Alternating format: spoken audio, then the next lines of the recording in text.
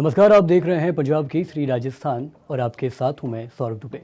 थाना एक ऐसी जगह जहां लोग मदद, कानून और सुरक्षा की उम्मीद लेकर आते हैं। लेकिन राजस्थान के चौमू में मंगलवार शाम एक ऐसा नज़ारा देखने को मिला जिसने सभी को चौंका भी दिया है और इंसानियत की एक नई मिसाल भी पेश की है। थाने की चौखट पर शहनाइयां गूंजी, फूल बरसे और पुलिस यूनिफॉर्म के बीच एक जोड़े ने साथ फेरे लिए। दिल्ली से आई एक युवती, चोमू का एक युवक और उनके रिश्ते पर मंडराता तनाव। एक पल ऐसा भी आया जब मामला आत्महत्या का पहुंच गया, लेकिन तभी आगे बढ़े एसएचओ प्रदीप शर्मा, जिन्होंने न सिर्फ दोनों परिवारों को समझाया बल्कि भरोसा दिलाया और साथ ही साथ फैसला होते हुए थाने के मंदिर में खुद कन्यादान कर इस रिश्ते को मजबूती दी। आज हम इस इश्क की कहानी के अपने अंजाम तक पहुंचाने में महत्वपूर्ण भूमिका निभाने वाले एसएचओ प्रदीप शर्मा से बात करेंगे और जानेंगे कि आखिर उस दिन क्या हुआ, कैसे एक तनावपूर्ण हालत खुशियों में बदल गई और क्या था वह मानवीय क्षण जब एक पुलिस अधिकारी ने वर्दी से आगे बढ़कर इंसानियत का हाथ थामा। तो चलिए शुरुआत करते हैं। प्रदीप जी, बहुत बहुत शुक्रिया सबसे पहले पंजाब केसरी राजस्थान से जुड़ने के लिए आपका। मैं समझना चाह रहा हूँ कि सबसे पहले आपको इस मामले की जानकारी कैसे मिली? ये जब बच्ची यहाँ चोमू में आ गई थी तो जब ये उन लड़के के घर पे चली गई, जब फिर पुलिस को इत्तला मिली थी और दोनों को यहाँ थाने पे बुला के हमने बातचीत की थी। जी बिल्कुल। तो जब युवती ने आत्महत्या की धमकी दी, क्योंकि ये बहुत मार्मिक क्षण था, उस समय आपकी पहली प्रतिक्रिया और आगे की रणनीति क्या थी? नहीं, जैसा आमतौर पे हमेशा होता है कि हम जो छोटे बच्चे होते हैं, अभी इनकी उम्र कोई ज्यादा नहीं थी, 20-22 साल, कोई बड़ी उम्र नहीं होती, तो हमेशा ऐसा ही होता है कि हम ये समझते हैं कि इनका डिसीजन फर्स्ट स्टेप पे हम ये मान के चलते हैं ज्यादा ठीक नहीं है। माँ बाप जैसा डिसीजन बच्चों के बारे में ले सकते हैं वैसा नहीं हो सकता। तो जब उससे बात करी, उनके परिजनों से हमने बात की, उसकी बच्ची की बात कराई, तब उस बच्ची ने अपने जब पेरेंट्स को ये कहा, इस तरह की बात की, एकदम भावुक होके गई कि मैं इसके बाद, धमकी देना तो गलत शब्द है एक्चुअली, तो उसने ये कहा कि मैं फिर जी नहीं पाऊंगी, वो इनडायरेक्ट डायरेक्ट ये इसका अर्थ वही था। ऐसी स्थिति पैदा होने पर फिर मुझे भी लगा कि बच्चों के साथ ज्यादा जिद ठीक नहीं है। कई तरह की इस तरह की घटनाएं हमने सुनी, देखी है, हम तो फेस करते रहते हैं। तब उनको समझाने का प्रयास किया था और उसी के क्रम में फिर मैंने उनके पेरेंट्स को मैंने कहा कि एक बार आप वहाँ दिल्ली से यहाँ चोमू आ जाएं, और फिर बैठ के हमने फिर बातचीत करके सारा सोल्यूशन किया था। जी, और ख़ास तौर पर अगर देखा जाए तो परिवार को मनाने में सबसे बड़ी चुनौती मुझे लगता है कि आपने फेस की होगी। किस तरीके से इसको नियंत्रित किया, इस पूरी परिस्थिति को? नहीं, नेचुरल है, कोई भी माँ बाप एकदम से इस तरह के डिसीजन को स्वीकार नहीं कर सकता। और विशेष रूप से ले तो क्योंकि अपनी भारतीय परंपराएं जिस तरह से रही है, हमारी मानसिकता जिस तरह की रही है, हम थोड़ा अभी भी कुछ उस तरह पे नहीं जा पाए हैं और पीढ़ी का फर्क भी मान कुछ भी समझ लें, लेकिन कुल मिला के वहां मुश्किल जरूर आई थी। और जब समझाइश की और मैंने उनको ये बताया कि जब अगर आपका बच्चा ही नहीं रहेगा तो उसके बाद ये फिर आपके जो कायदे कानून, समाज के नियम ये वगैरह, इनको लेके कहाँ जाओगे आप, तो उनके समझ आ गई। और कुछ सबसे बढ़िया ये रहा कि इसमें जो कास्ट फैक्टर वाला जो सबसे ज्यादा जो पेडामेंट होते हैं जिस चीज के लिए, वो यहाँ पॉजिटिव था। एक समान जाति के थे उनको, हालांकि मैं इस चीज मानता, लेकिन जब माँ बाप इस चीज के लिए जब समझाइश में, ये चीज बड़ी काम आई थी कि भाई आपकी कोई इस तरह की कोई अड़चन नहीं आ रही है इसमें।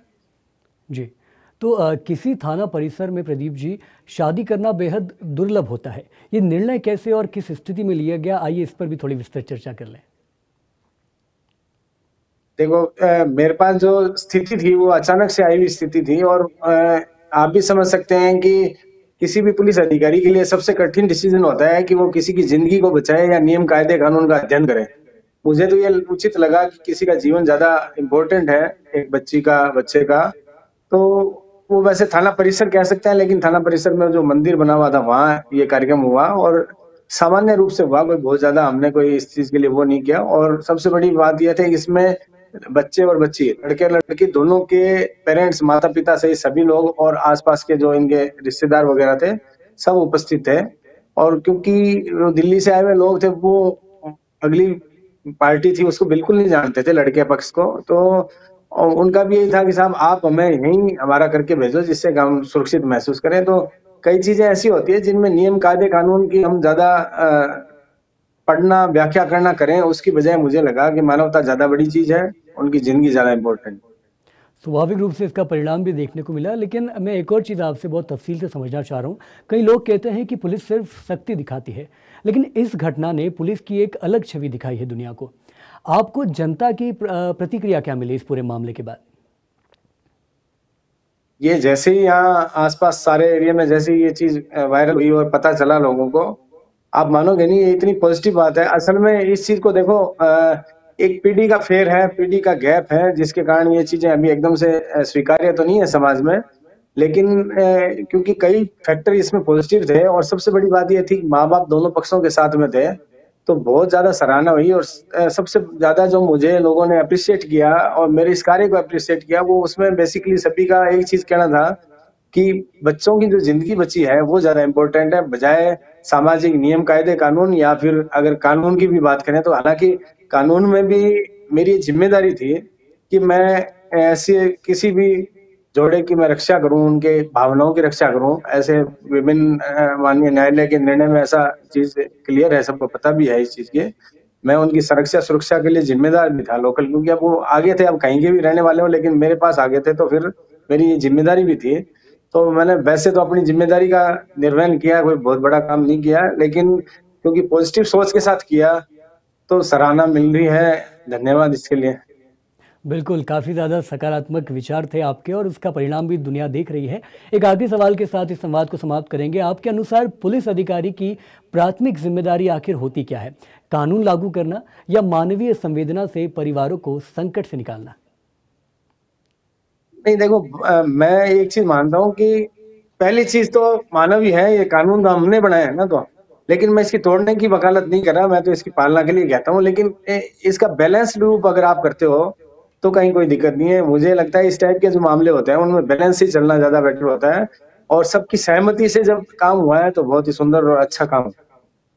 बहुत बहुत शुक्रिया प्रदीप शर्मा जी, पंजाब केसरी राजस्थान से जुड़ के इस तमाम सारे मुद्दों पर विस्तृत चर्चा करने के लिए। खबर इतनी महत्वपूर्ण थी कि इस वक्त पूरे राजस्थान में, संपूर्ण राजस्थान और राजस्थान के बाहर भी काफ़ी ज़्यादा, अगर आजकल की भाषा में कह रहे तो वायरल है। लगातार जो तस्वीरें हैं थाने की वो दुनिया इस वक्त देख रही है। तो हमारी कोशिश थी कि आपसे सीधा साक्षात करके, आपसे सीधे बात करके समझा जाए कि आखिर उस वक्त की परिस्थिति क्या रही होगी और स्वयं एसएचओ प्रदीप शर्मा ने किस मानसिकता के साथ, किस मानस के साथ, के साथ उन्होंने इस तरीके की फैसला लिया है। तो ऐसे में देखिए आप किस तरीके से, कितनी खुश तस्वीरों में भी आप देखेंगे कि दूल्हा दुल्हन काफ़ी ज़्यादा खुश हैं। स्वयं प्रदीप शर्मा जी ने भी इस पर बाइट दी है और तमाम सारे जो वकील हैं जो प्रदीप जी के आसपास नज़र आ रहे हैं, उन्होंने भी अपना अपना वक्तव्य पेश किया है। ऐसे में ज़रूरी हो जाता है इस तरह की सकारात्मक खबरें दुनिया के सामने पेश करने के। पंजाब केसरी राजस्थान इसका जिम्मा उठाता है कि न सिर्फ आपको वो खबरें, बल्कि ऐसी सकारात्मक खबरें जो आपके लिए जानना ज़रूरी है वो भी आप तक यूँ ही लाता रहेगा। बस करना आपको ये है, पंजाब केसरी राजस्थान देखते रहना और इस खबर पर आपकी क्या प्रतिक्रिया है वो अपनी कमेंट में ज़रूर राय दें और वीडियो को ज़्यादा से ज़्यादा शेयर करना, ये ज़्यादा बताने की ज़रूरत नहीं है। बहुत बहुत शुक्रिया।